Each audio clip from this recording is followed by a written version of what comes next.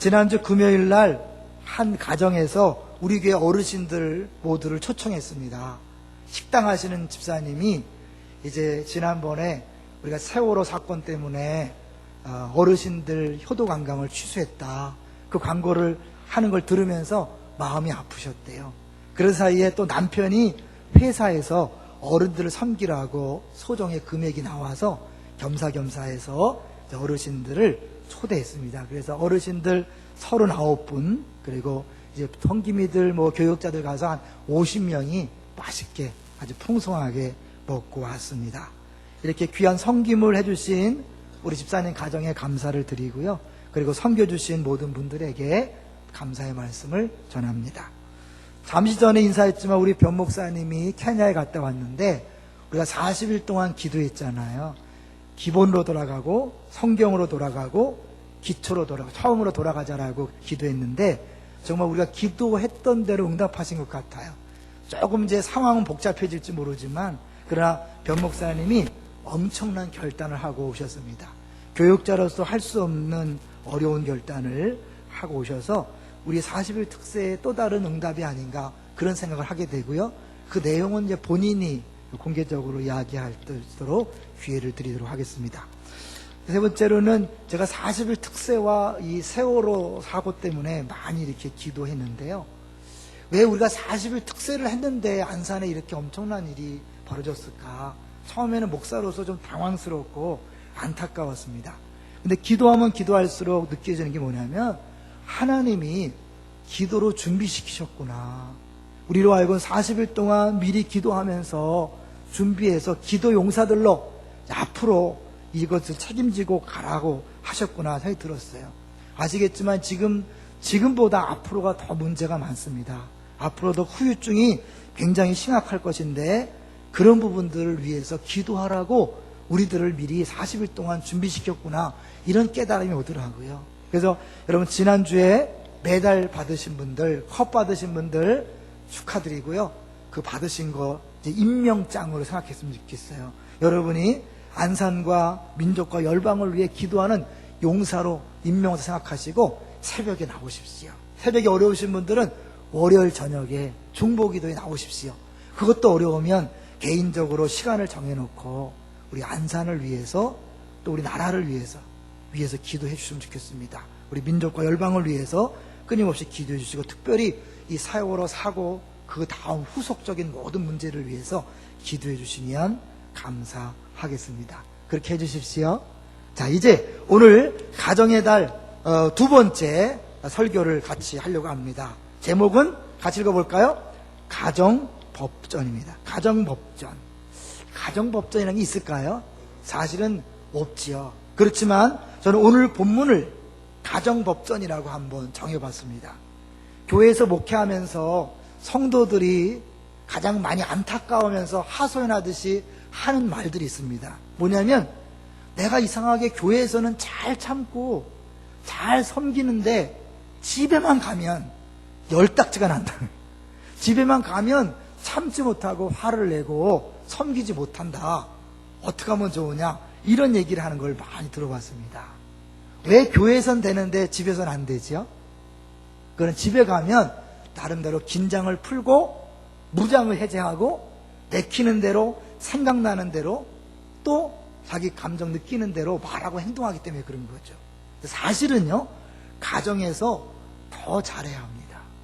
그런데 사람들이 가정에서 해야 될 일들이 무엇인지를 자꾸 잊어버려요. 여러분, 우리가 법전이라고 그러면 판사, 검사, 변호사가 수시로 확인하는 책입니다. 왜냐하면 어떠한 일 할 때 정확히 법에서 뭐라고 말하는 걸 알아야 또 기소도 하고 변호도 하고 재판할 수 있기 때문에 그런 거죠. 마찬가지로 우리가 가정생활할 때 자주자주 봐야 될 내용이 있다면 오늘 본문인 거죠. 안산동산교회 있을 때 법무사 장로님이 그런 얘기를 해주신 걸 기억이 나요. 우리 믿는 사람들이 정이 많다 보니까 어떠한 문제가 발생했을 때 그냥 적당선에서 인정에 이끌려서 이렇게 결정하고 행동한다는 거예요. 함부로 사인한다든지 우리끼리니까 적당히 그냥 말로 넘어간다고 한다든지. 그런데 그것이 나중에 법적으로 굉장히 문제가 된다는 거예요. 그러니까 어떤 일이 발생하면 인간적인 생각으로 그냥 상식선에서 해결하지 말고 반드시 변호사나 법무사한테 문의하고 상담한 다음에 행동하라고 그렇게 조언을 해주더라고요. 왜요? 우리 생각과 우리 감정과 느낌과 이성과 우리 경험은 잘못될 위험성이 많이 있기 때문에 그런 거죠. 우리 가정생활의 어려운 이유 중에 하나도 우리의 우리의 상식으로, 우리의 감정으로, 느낌으로 하기 때문에 문제가 발생하는 거예요. 하나님은 오늘 성경을 통해 분명하게 우리에게 부부관계와 부모 자식 간의 관계에 필요한 내용들을 알려주고 있습니다. 50년 이상 결혼 생활을 한 윤학원 장로님이란 분이 있죠. 이분은 주의자로 유명한데 이분이 이런 말을 했어요. 부부가 행복할 수 있었던 비결은 행복하려고 만든 규칙을 지키는 것이었다. 하나님 말씀대로 사는 것이었다. 저절로 행복해지는 게 아닙니다. 행복해질 수 있는 그 규칙, 그 법대로 살아야 되는 거죠. 그래서 오늘 본문을 통해 구체적으로 부부가 서로에게, 부모와 자식이 서로에게 어떻게 말하고 행동해야 되는지를 살펴보려고 합니다. 첫 번째로 우리 부부와 아내와 남편이 어떻게 해야 되는지 보겠습니다. 먼저 18절을 볼까요? 18절 시작. 아내들아 남편에게 복종하라. 이는 주 안에서 마땅하니라. 이 말씀을 딱 듣는 순간 벌써 가슴에 열이 나시는 분이 있을 거예요. 그죠? 이것 때문에 교회 안 다니고 싶다고. 실제로 초신자가 등록한 다음에 목사님 말씀 다 좋은데 딱 하나 기분 나쁜 말씀이 이거라고 얘기를 하더라고요. 근데 이거는 어떤 사람이 아니라 모든 아내들이 다 싫어하는 말씀이에요. 그리고 하기 어려운 말씀이에요. 그래서 예수님이 뭐라고 해요? 주 안에서라고 단서를 다룬 거예요. 주 안에서 마땅하니라. 우리가 할 수 없기 때문에 주님을 동원하는 거예요. 하나 더 볼까요? 우리 20절, 좀 이따 자세히 보겠죠. 20절 보세요. 20절도 우리가 하기 어렵기 때문에 주님을 동원합니다. 20절 시작. 자녀들아 모든 일에 부모에게 순종하라. 이는 주 안에서 기쁘게 하는 것이니라. 부모에게 순종하는 게 쉬워요, 어려워요? 어려워요. 어렵기 때문에 부모를 공경하라는 것을 10계명에 딱 박아놨잖아요. 자녀를 사랑하라 어렵지 않아요. 저절로 되는 거예요. 근데 부모를 공경하는 건 어렵기 때문에 10계명에 딱 붙여놓은 거예요. 어려우니까 또 뭐예요? 주 안에서. 왜? 아내들아 남편에게 복종하라. 주 안에서. 자녀들아 모든 일에 부모에게 순종하라. 주 안에서 그랬을까요? 주 안이란 말을 간단히 설명하면 하나님이 모든 것을 다 계획하셨고 다 통치하고 있다. 그런 믿는 믿음 안에서 하라는 거예요. 그러니까 지금의 남편 누가 줬다고요? 하나님이 주신 줄로 믿습니다. 이런 남편을 줬다고요? 내가 그때 실수해서 얻은 게 아니고 맞습니다. 하나님이 주신 것입니다. 그런데 모든 남편에게 아내들이 복종하기 어려운 가장 큰 이유는 아내들이 더 똑똑하기 때문에 그래요. 하나님은 남자를 똑똑하게 만들었습니까? 여자를 똑똑하게 만들었습니까? 여자를 똑똑하게 만들었어요. 돕는 배필, 참모 역할을 해야 되기 때문에 더 똑똑할 수밖에 없어요. 그러니까 똑똑한 아내들이 덜 똑똑한 남편들을 볼 때 그 말에 순종하는 게 너무 어려운 거예요. 그러나 성경은 뭐예요? 복종하라. 순종을 넘어서 복종하라 그래요. 왜 그래야 되나요? 틀린 말을 하는데, 나보다 덜 지혜로운 말을 하는데 왜 순종해야 합니까? 왜 복종해야 합니까? 에베소서를 잠깐 가볼게요. 에베소서 5장을 가보세요. 동일하게 아내와 남편을 얘기하는데 복종해야 될 이유를 이야기합니다. 에베소서 5장 22절 23절 바로 왼쪽으로 조금만 넘기면 돼요. 315쪽 골로새서에서 조금만 왼쪽으로 넘기면 에베소서 5장 22절 23절 읽어볼까요? 시작. 아내들이여 자기 남편에게 복종하기를 주께 하듯 하라. 이는 남편이 아내의 머리됨이 그리스도께서 교회의 머리됨과 같음이니 그가 바로 몸의 구주시니라. 왜 남편에게 복종해야 되냐면 남편을 머리로 하나님이 세웠기 때문에 그런 거죠. 가정의 질서상 머리가 둘이면 됩니까? 안 됩니까?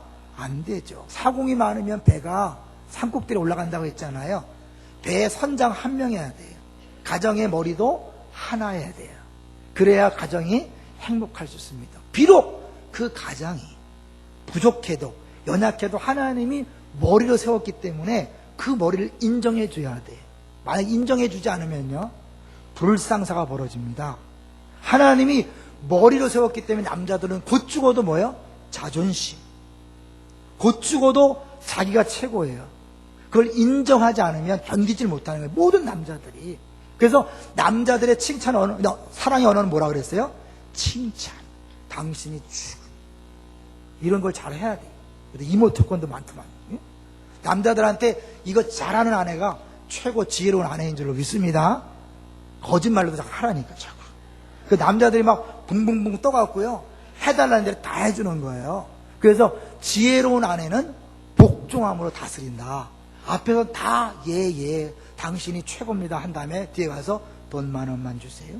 돈 10만 원 주세요. 이렇게 한다는 거예요. 근데 그걸 앞에서 막 대들고 네 의견이 옳으니 그러니 하면 남자들이 성질나서 집을 뛰쳐나가서 미쓰기한테 간다는 거 아니에요. 왜? 거기 가면 사장님 하면서 막 높여주니까 거기 주머니 다 풀어버리고 그리고 온다고 하잖아요. 남자들은 그런 거예요. 하나님이 그렇게 만들었어요. 그러니까 어때요? 남자들 높여주셔야 돼요. 인정해 주셔야 돼요. 네, 그러죠. 아유, 지금도 기고만장한데 가게 높여주면요, 나를 발톱에 때로 알아요. 괜찮아요. 그래봤자 집안인데 뭐. 밖에 나가서 알아주지 않거든요. 여러분, 아내들이 알아주지 않으면 남자는 그야말로 바보가 됩니다. 집안에서 자꾸 높여주셔야 사회에서 힘있게 일할 수 있습니다. 근데 이래도 또 동의가 안 되시는 분 있을 거예요. 여러분, 예수 믿는 사람 맞습니까? 예수 믿는 사람이라면 예수님의 제자죠. 그건 동의하시죠? 예수님의 제자라면 예수님처럼 살아야 되지요? 예수님이 어떻게 사셨는가? 오늘 우리 외웠던 암송 말씀이 뭐예요? 그는 하나님과 근본적으로 동등되지만 동등됨을 취할 것으로 여기지 아니하시고 낮춰서 하나님 앞에 100% 복종하셨어요. 어디까지? 죽기까지 복종하신 거예요. 똑같은 하나님이에요. 그런데 하나님 아버지 성부 하나님을 머리로 인정하고 그 말씀에 100% 복종한 것이 예수님이십니다. 그 예수를 따르는 제자라면 내가 하는 거예요. 알아요. 여러분이 볼 때 남편이 부족하고 연약한 거 알아요. 말끝마다 이상한 소리 하는 거 알아요. 집안 다 먹으러 버린 거 알아요. 그렇지만 그러나 그럼에도 불구하고 주 안에서 하나님께서 남편을 세웠기 때문에, 머리를 세웠기 때문에 자꾸 인정해 주셔야 앞으로 계속 머리 역할을 하지, 지금 눌러놓으면 이제 이상한 사람이 되는 겁니다. 그럼 평생 그 짐을 지고 살아가는 거죠. 더 이상 말이 필요 없겠죠. 주 안에서 복종하시기를 주의 이름으로 축원합니다. 그러면 아내들이 기분 나쁘지만 이제 남편들에게 더 어려운 얘기가 나갑니다. 여러분, 아내들은 쉬운 거예요. 볼까요? 19절 볼까요? 19절 같이 읽어보겠습니다. 시작. 남편들아 아내를 사랑하며 괴롭게 하지 말라. 남편이 아내를 사랑하는 거 쉬워요, 어려워요? 쉬워요. 시키지 않아도 다 사랑해. 근데 문제는 사랑하는 방식을 모른다는 거예요. 자기 식대로 사랑하니까 아내는 힘들어 죽겠어. 사랑한다고 큰소리 빵빵 치고 이 세상에 나 같은 남편에서 나와보라고 그런데 아내는 행복하지가 않아. 왜요? 아내의 마음을 모르니까 그래요. 남자들의 사랑의 언어는 칭찬이라면 여자들의 사랑의 언어는 뭐라 그랬어요? 배려, 이해라 그랬죠. 알아주는 거예요. 그러니까 아내가 뭘 힘들어하는지를 알고 그런 말을 하지 않든가 그런 행동을 하지 않아야 되는데, 아내가 싫어하는 걸 골라서 하면서 내가 널 사랑한다고 기껏해야 꽃바구니 가져오고 그러면 되는 거죠. 아니라는 거예요. 여기 볼까요? 괴롭게 하지 말라. 다시 한번 볼까요? 에베소서를 가보세요. 어느 정도로 사랑해야 되는가? 에베소서 5장 25절. 참 신고 같지만 어려운 거예요. 25절 시작. 남편들아 아내 사랑하기를 그리스도께서 교회를 사랑하시고 그 교회를 위하여 자신을 주신같이 하라. 어느 정도 사랑하라고요? 예수님이 우리 교회를 위하여 자기 몸을 준 것처럼 우리 남편들이 아내를 사랑할 때 자기 몸을 주라는 거예요. 목숨을 주라는 거예요. 그러면 목숨을 줄 정도면 못 해줄 게 있나 없나요? 다 해줘야 돼요. 아내가 요구하는 걸 다 해줘야 돼요. 얼마나 어려운 거예요. 하나님이 남편들에게 이렇게 어려운 명령을 한 거예요. 아내들 복종하는 거 아까워하지 마세요. 억울해하지 마세요. 여러분, 복종만 하면 끝나지만 남편들은 아내 사랑하려고 자기 몸 다 내놔야 되는 거예요. 제가 결혼 기념일을 맞이해서 아내한테 어떻게 해야 되나 하다가 갑자기 이런 생각이 들었어요. 왜 결혼 기념일인데 남편만 고민해야 되나? 똑같이 결혼했는데. 근데 내가 얘기했어요. 이 결혼이면 남편만 이렇게 고민해야지. 그때 당연하지 않냐고.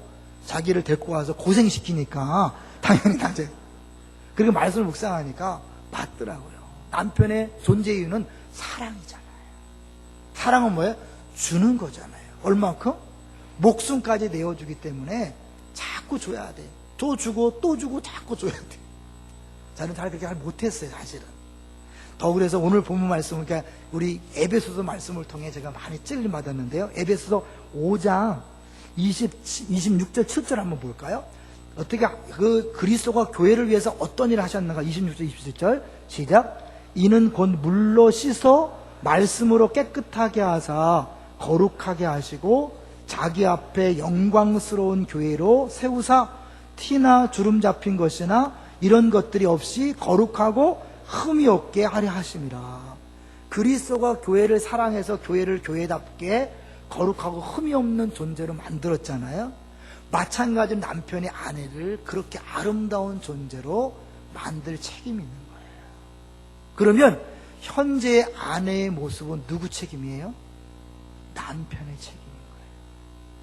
현재 아내가 행복하지 않다면 누구 책임이에요? 남편 책임이에요. 지금 아내가 아프다면 누구 책임이에요? 남편 책임이에요. 그런 의미에서 제가요, 우리 아내를 볼 때 조금 미안해요.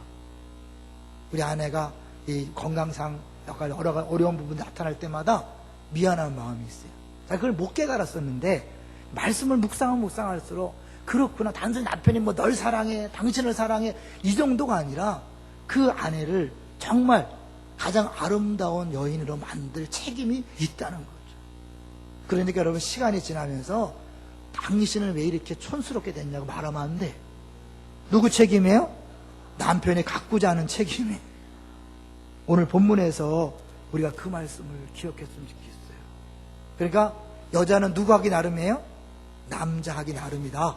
오늘 본문에서 이야기하는 거예요. 혹시 거부 반응을 일으키시는 분 있습니까? 이 신문에 이런 내용이 나왔어요.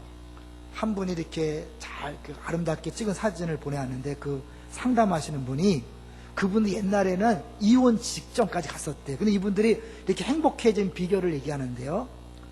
젊은 시절에 남편이 과음을 많이 했대. 그러니까 술을 많이 먹고 먹으면 또 폭언을 막 하고 얼마나 어떻겠어요, 그죠? 근데 아내가 꾹꾹 참고 잘 지내왔다는 거예요. 50대가 되어서 갱년기가 오니까 아내가 무서운 게 없어지더래요.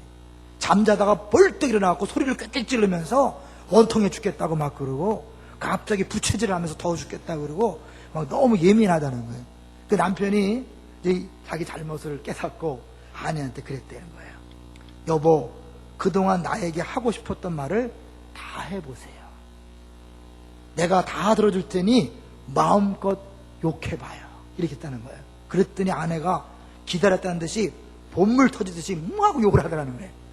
한 달 동안 막 계속 욕을 하는데 남편이 대꾸하지 않고 변명하지 않고 그랬겠구나라고 했다는 거예요. 이게 쉽지 않은 거 아시죠? 아내를 한 발 또 하고 또 할 때 인정하기 어려워요. 그런데 그랬겠구나 계속 들어주니까 한 달쯤 지나서 아내가 말하더랍니다. 여보, 이제 됐어요. 나보고 욕하라고 하지 마세요. 풀어진 거예요. 그 다음에 부부관계가 급속도로 좋아졌다고 합니다. 아내들은 남편에게 복종하는 것이 사명입니다. 남편은 아내를 사랑해서 아름다운 존재로 가꿀 사명이 있습니다. 남자들이요, 자기 역할을 다 하시기를 주의 이름으로 축원합니다. 아내들도 자기 역할을 다 하시기를 주의 이름으로 축원합니다. 어렵지만 해주십시오. 자, 이제 우리 부모와 자식으로 가보겠습니다. 또 어려운 말씀에 20절, 우리 골로새서 3장 20절 시작. 자녀들아, 모든 일에 부모에게 순종하라. 이는 주 안에서 기쁘게 하는 것이니라. 부모에게 순종하는 게 너무 어렵기 때문에 여기 보니까 어때요? 주 안에서 기쁘게 하는 것이라고 토를 답니다. 이 말은 뭐냐면 누구를 기쁘게 하는 걸까요? 남편을 기쁘게, 부모를 기쁘게 하는 걸까요? 아닙니다. 이거는 주님을 한없이 기쁘게 해드린 일이라고 다른 성경에 번역을 해놨어요. 그러니까 우리가 부모에게 순종할 때 누가 기뻐하신다고요? 하나님이 기뻐하시는 거예요. 사실 부모에게 순종하지 못하고 효도할 수 없는 가정들이 분명히 있어요. 효도는 무슨 효도? 정말 더 심하게 해도 부족할 것 같은 부모들도 있어요. 부모 역할을 다 하지 못하고 상처만 줬고 고통을 줬고 아픔을 줘서 내가 지금 이렇게 힘들게 사는 이유가 그 부모 때문이라고 원망할 수 있는 그런 아내들이 있어요. 아니, 있는 게 아니라 대부분이에요. 우리가 양육을 해보면 그 부모에게 받은 상처를 고백하라 그러면 거의 70~80%가 이상한 부모들이 많이 있었어요. 그러니까 그런 부모들을 내가 예수 믿으면서 순종하고 효도한다는 게 어려운 거예요. 그래서 하나님이 어떻게 해요? 주 안에서 기쁘게 합니다. 나를 기쁘게 하는 일이고 이건 내가 한 일이다 라고 얘기한 거죠. 에베소서를 잠깐 가볼까요? 에베소서. 얼마나 어려우면 하나님께서 너 부모를 공경하고 부모한테 잘하면 내가 복 주겠다고 약속까지 했을까요? 에베소 6장 1절부터 3절을 보겠습니다. 316조 6장 1절 3절 시작. 자녀들아, 주 안에서 너희 부모에게 순종하라. 이것이 옳으니라. 내 아버지와 어머니를 공경하라. 이것은 약속이 있는 첫 계명이니 이로써 내가 잘되고 땅에서 장수하리라. 어려우니까 힘드니까 하나님이 약속까지 주면서 부모를 공경하라고 이야기하는 거죠. 왜냐하면 사실 부모가 잘못했기 때문에 지금 신문대로 걷어서 자녀가 효도하지 않는 경우도 많이 있죠. 그런데 부모들을 내버려 두면 부모들이 살 길이 없거든요. 하나님은 우리 모든 인류를 사랑하시는 분이잖아요. 믿습니까? 가난한 고아와 과부의 아버지 되시며 연약한 노인들을 책임지시는 분이기 때문에 그 연약한 어르신들, 노인들을 자녀가 돌보지 않으면 죽잖아요.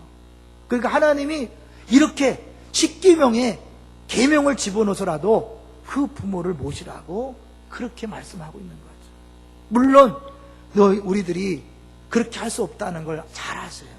얼마나 힘들고 어렵고 고통을 받는 걸 아시기 때문에 하나님이 그러니까 내가 너희들한테 부모를 공경하면 이 땅에서 잘 되게 해주고 장수케 하겠다고 그렇게 말씀하고 있는 거죠. 사실 자녀가 부모의 말을 듣는다, 순종한다는 건 어려운 이유를 재미난 유머를 통해 같이 한번 나눠보려고 합니다. 나이에 따른 아버지에 대한 생각이 이렇게 변한다 그래요. 4살 때 아빠는 뭐든지 할 수 있어. 아빠가 최고죠. 7살 때 아빠는 아는 것이 많아. 8살 때부터 문제가 생깁니다. 아빠와 선생님 중 누가 높을까? 12살 때 아빠는 모르는 것이 많아. 12살 때 이미 이제 부모를 무시하는 거예요. 그래서 12살 이후에는 야단치지 말라는 거예요. 책망해봐야 듣지 않는 거죠. 뒤에서 코웃음 치는 거야. 뭘 안다고 저래. 뭐 이래갖고. 12살 이후에 막 때린다든가 이건 완전 죽음입니다. 12살 이후에는 아이들이 부모의 권위를 잘 인정하지 않습니다. 그때는 대화하셔야 합니다. 근데 이때부터 사춘기 시작되기 때문에 이제 가장 힘든 때가 지나는 거죠. 14세 때, 14살 때 우리 아버지요 3대 차이가 나요. 상대하고 싶지 않다는 거죠.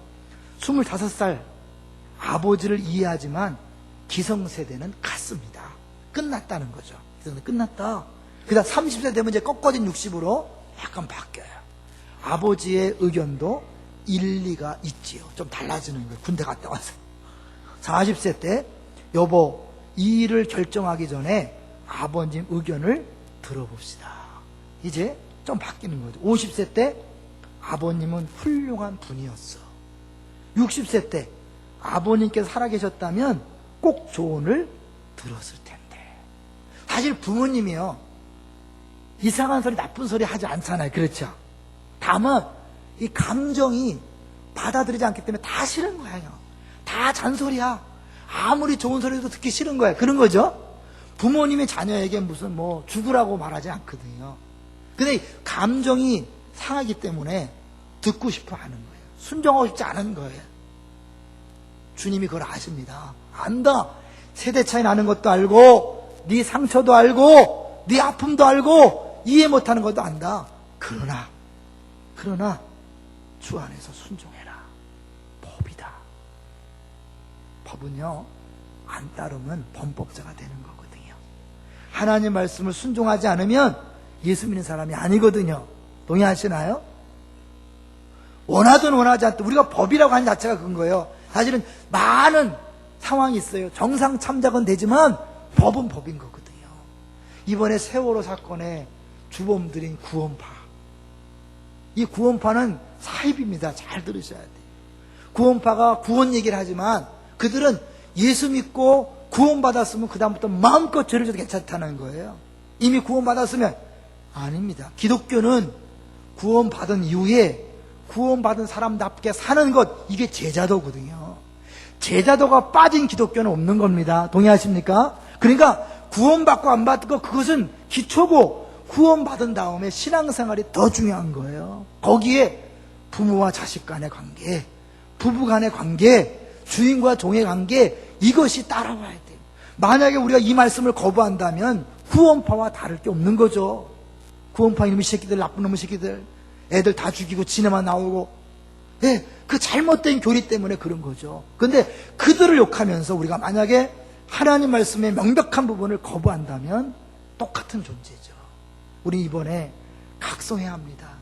우리 기독교가 삶에 얼마나 진리가 나타나지 않았으면 저렇게 구원파를 믿는 사람들이 생겼고 애들을 다 남겨두고 지네만 살겠다고 나올 수 있었는가. 우리 기독교인으로서 부끄러워하고 회개해야 된다고 생각합니다. 그들을 욕하면서 동시에 우리 자신도 바라봤으면 좋겠어요. 이 명백한 말씀, 자녀들아 모든 일에 부모에게 순종하라. 이는 주 안에서 기쁘게 하는 것이니라. 마지막으로 우리 부모들에게 자녀에게 하는 말씀을 주십니다. 21절 시작. 아비들아 너희 자녀를, 골로새 3장 21절 시작. 아비들아 너희 자녀를 노엽게 하지 말지니 낙심할까 함이라.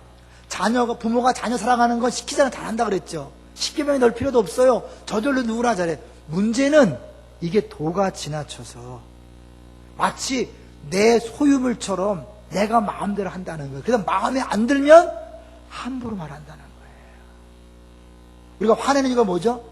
야, 이놈 새끼야, 내가 너를 어떻게 키우는데, 밤잠 안 자고 먹을 거 못 먹고 내가 그 사장님한테 그렇게 더러운 소리 들어가면서 너를 키우는데, 이 새끼. 그 열나는 거잖아요. 그럴 때 함부로 말하는 것, 그것이 바로 뭐예요? 너의 자녀를 노엽게 하는 거예요. 애들은 한마디 말에 상처받습니다. 선한 목자교회 유기성 목사님 요새 굉장히 뜨시는 분이잖아요. 너무너무 인격적이신 분이잖아요. 근데 그분이 딸 때문에 고민한 적이 있어요. 딸이 중학교 들어가자마자 아빠한테 얘기하면, 아빠, 나 다른 교회 가면 안 될까? 왜? 담임 목사인데 다른 교회 가고 싶다는 거예요.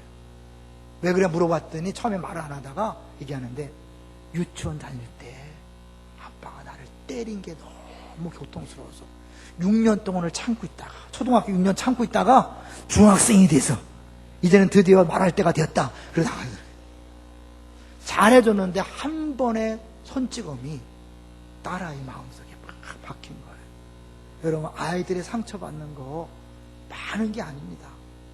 걔가 일생 동안 잘해줬지만 그 몇 마디, 몇 번의 행동이 아이들 마음을 찌그러뜨리는 거죠. 상처받게 하는 거예요. 자녀들 이야기를 들어보면 그런 것들이 있어요.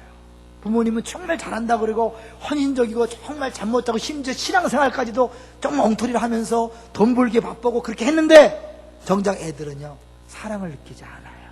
왜요? 결정적인 순간에 애들 마음에 분노를 일으키거든요. 뭐 나를 위한다고? 자기를 위한 거지. 두고 봐라. 사춘기 때 폭발하는 거죠. 근데 사춘기 때 폭발하는 건 그래도 감사한 거예요, 여러분. 사춘기 때 폭발하지 않으면요, 더 나이 들어서 폭발합니다.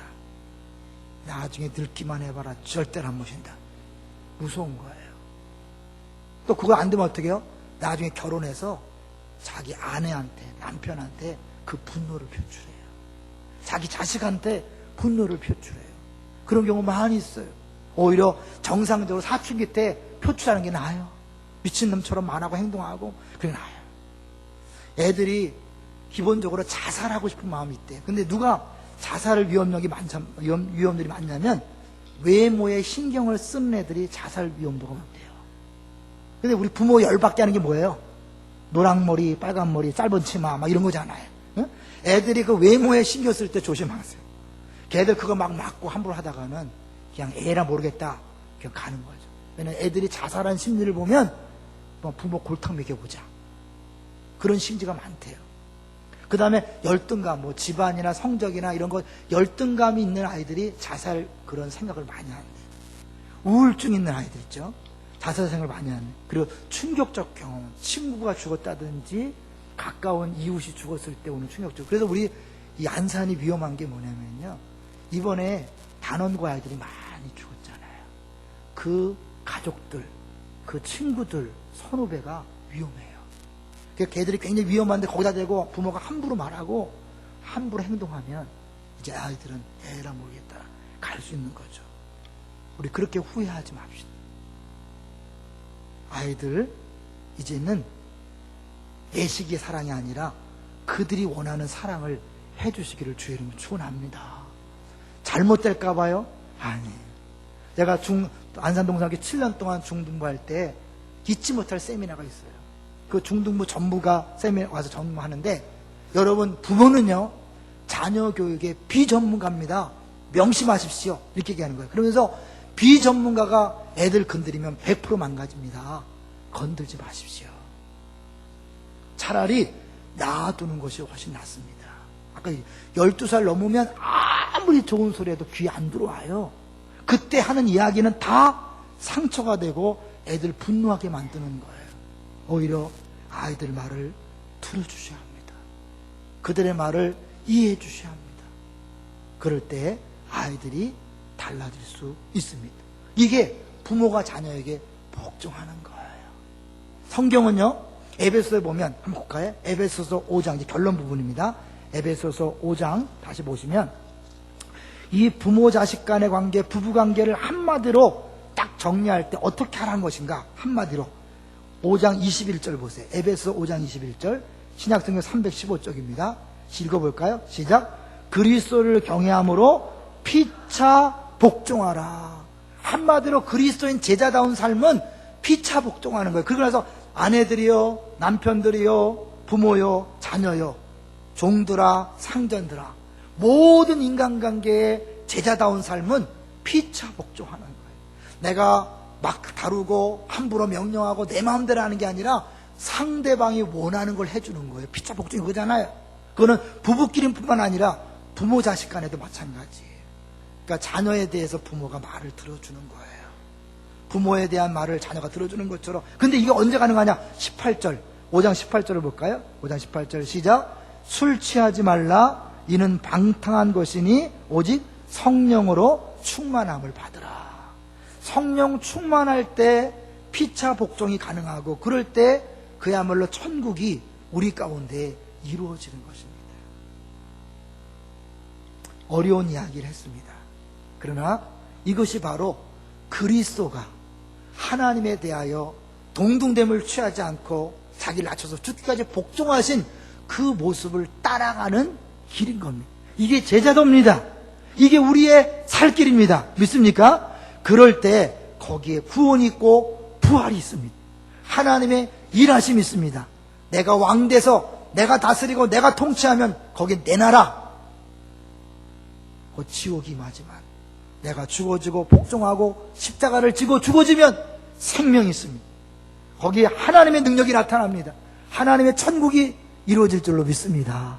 우리 가정의 달에 힘들고 어렵지만 말씀을 받고 내 자신에게 적용했으면 좋겠어요. 또 혹시나 이 말씀을 우리 남편이 들어야 되는데 이러시면 안 돼요. 우리 아내가 들어야 되는데 그러지 마십시오. 내가 내 할 바를 하는 거예요. 그럼 어때요? 나머지는 주님이 책임져 주십니다. 할렐루야.